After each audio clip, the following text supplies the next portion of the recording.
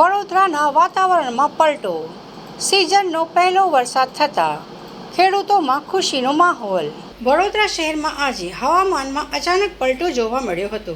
ગઈકાલે વરસેલા વરસાદ બાદ આજે સવારથી શહેરમાં વાદળછાયું વાતાવરણ છવાયેલું હતું.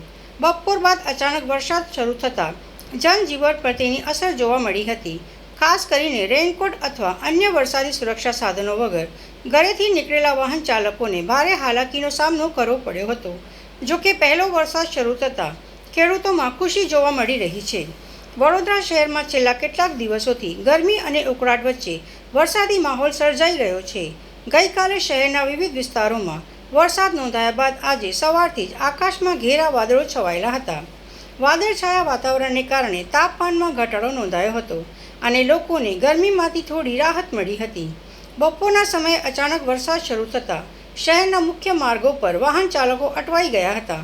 અનેક લોકો રેઇનકોટ અથવા છત્રી વિના બહાર નીકળ્યા હોવાથી તેઓને દુકાનો, બસ સ્ટેન્ડ અને અન્ય શેડ હેઠળ આશરો લેવાની ફરજ પડી હતી. વરસાદના કારણે કેટલાક વિસ્તારોમાં ટ્રાફિકની ગતિ પણ ધીમી પડી હતી. વરસાદથી શહેરમાં ઠંડક પ્રસરી જવા સાથે વાતાવરણ ખુશનુમા બન્યું હતું.